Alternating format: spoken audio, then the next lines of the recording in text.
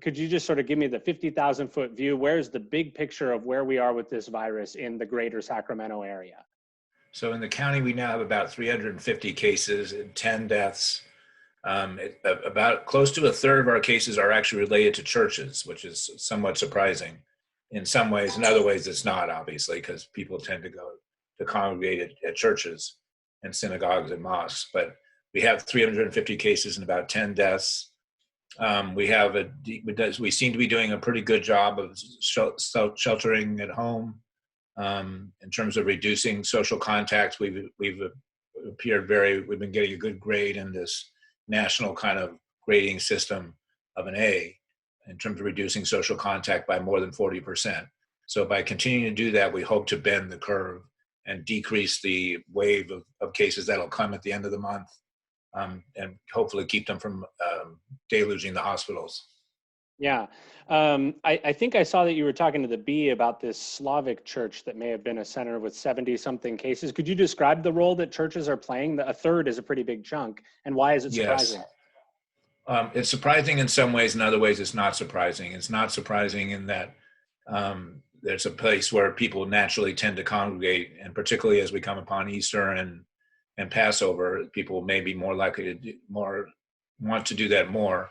But I cannot reiterate enough how important it is to continue the social distancing that we're talking about doing, being more than 6 feet, avoiding all non-essential travel and non-essential businesses. And that unfortunately includes churches now. So we have to, most churches and most synagogues and most mosques are already streaming live their sermons. We need to keep that going on and not have people congregate. Yeah. I got why it may not be surprising. Why is it somewhat surprising that you're seeing it at churches? Just because I would have thought that the message would have gotten out more about sheltering in your home and avoiding non-essential activities. But, got it. So people sort of kept going even as things were tightening up. Yes. Although I can say in the last couple of weeks, we've gotten virtually no complaints from anyone that their churches are still in operation. Got it. But that was an accurate number, though. There's 70 something cases out of that one church. There's 70 something cases in Sacramento County alone. Wow. Out of a couple of churches or one church? I just want to make sure I get it right. One church. It's a large mega church. Got it. And this is that Slavic, I forget the name of it. Forgive me. I'll let you. Bethany Slavic Missionary Church. Got it. Okay. So I should say the reason that we're disclosing this is not to cause pariahs or to cast aspersions on anybody, but to really hammer home the importance of not congregating, not only in church, but also in prayer gatherings at people's homes. Yeah. So I remember you and I talked, it was a couple weeks ago now. It was either the day that the NBA ended up closing down or it was the day before. And I was asking you, oh, would you get on a domestic flight right now? And you said, yeah, I've got a trip coming up, I think in a month or two. I'm imagining that trip's not still on. So things have shifted. The trip, the reservation has not been canceled yet, but it's certainly not, it's not likely to happen. When were you looking to go and why this dramatic shift over a couple weeks? I was looking to go May 1st through 6th as my daughter is delivering our second grandson back in Boston. Man. So I'm going to have to see the grandson when he's a little bit older. But planes are now, 10% full, and I would not be terribly surprised if they restrict travel even more on airplanes in the near future for a period of time. Yeah. I mean, I think as part of that answer, when I asked you back then, you said this eventually will become part of the sort of broader constellation of colds and flus that go around every year. Right. It just sounds like we're not going to be there for a little while. That's exactly right. They're very good. It's a good memory. It's exactly what I said to you. It will very likely become a part of the constellation of viruses that transmit around the world during that are seasonal in large part. And it's going to depend on when we get the immunization in place. So hopefully we'll have an immunization by this season next year, and that'll help to decrease the spread of the virus tremendously. So what's the thing that has shifted that sort of response, though, in your view? I mean, what is the thing that makes this thing worth shutting down all of society practically for. Yeah, so it's really the fact that this is a novel virus, a new virus that no one has been exposed to before, which means everybody in the entire world literally is susceptible to it. And it's had a fairly high contagious quotient, if you will, in that the average person who gets this virus infects an additional 2.5 to 3.5 people. And in order to control and reduce the epidemic, you have to get to less than 1-to-1 ratio. So this is a quite contagious new virus. That's really the rationale behind the efforts that we're making.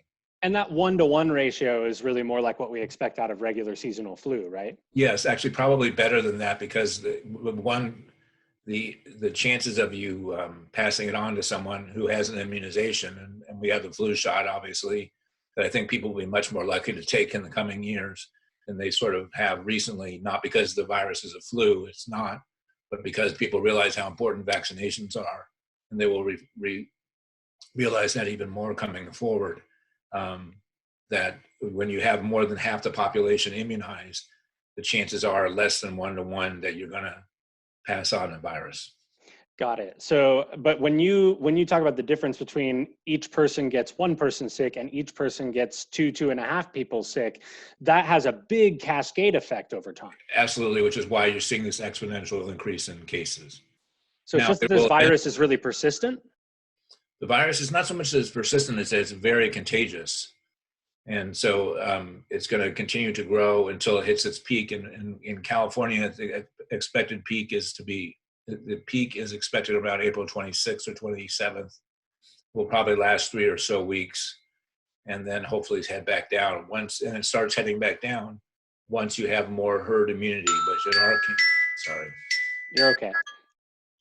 Which herd immunity in this case is not going to be by immunization. It's going to be by people who've been ill already and now have antibodies. Got it. So hopefully people fight it off. It's that Correct. newness that makes it so dangerous to certain people. Correct. All right. Let me just tick down here. I had a couple. Well, that was actually one of the questions that we had from viewers a lot is if I have this virus, can I get it again? Once I've gotten better, can I get it again? So the best research, we're still in the midst of a lot of research on this, but the best research shows that you have immunity if you convalesce, if you recover from this illness, which the vast majority of people do.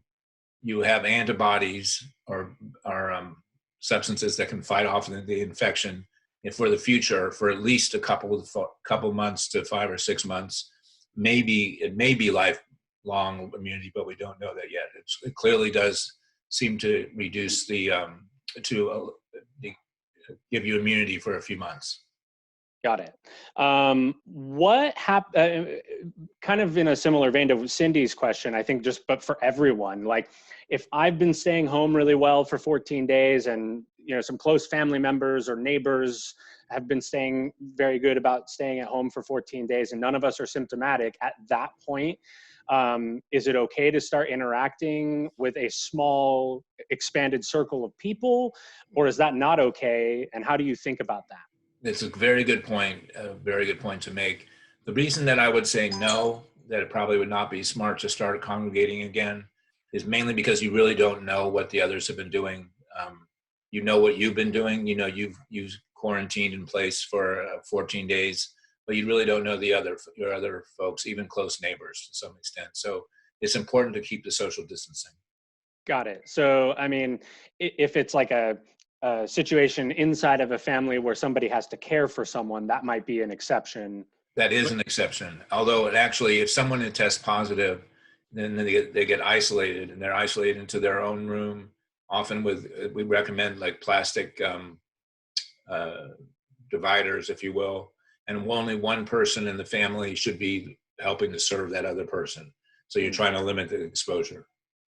Got it. So it's not really the time to be like making small groups of friends in your neighborhood, even, because no, it's not. And you can light a fire pretty quickly to having a wildfire of cases burning. Got it. So if you're going to like, meet your neighbor for a beer, you better like set separate chairs 6 feet away from each other or more, right? Actually, yeah. Sorry, I just touched my face.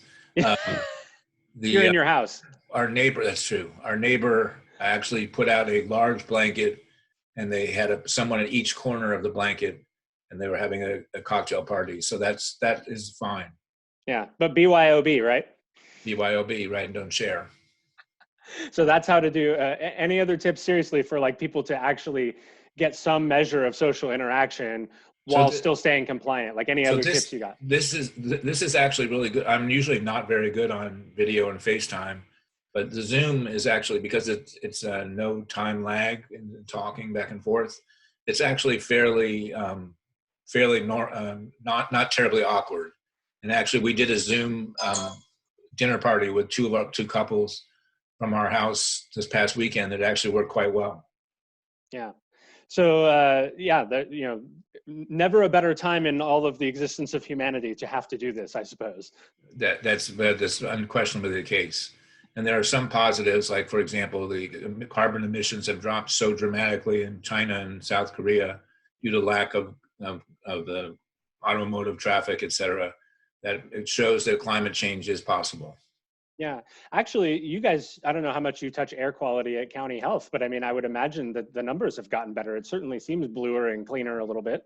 I don't know if it's visible, but we do actually get involved in that. And I think actually it'd be interesting to see the air quality index. I'll look it up after I finish with this. Yeah, let's chat. You could shoot me an email. Maybe we'll touch base again. But okay. Cool. Well, I appreciate you doing this, and we'll have to check in a little bit more. Is there any other just sort of big picture, advice that you have for folks about just trying to keep, I think a lot of people are going to be really stressed out during this time. Yeah, the single most important thing. So I wouldn't worry terribly much about what you touch in terms of, food at the grocery store or mail or things like that. It's very, very unlikely that you get the virus from that. By far, the single most important thing is social distancing and reducing the number of social contacts that you have. That person-to-person spread. Yes, for the next couple months. Very good. Not to say that you shouldn't wash your hands when you get back from the grocery store. You absolutely should. You absolutely should. Okay. Great. Well, I really appreciate you taking the time. Thank you, Sure. Dr. B. Thank you. Thanks. All right. Have a good one. Bye. Bye.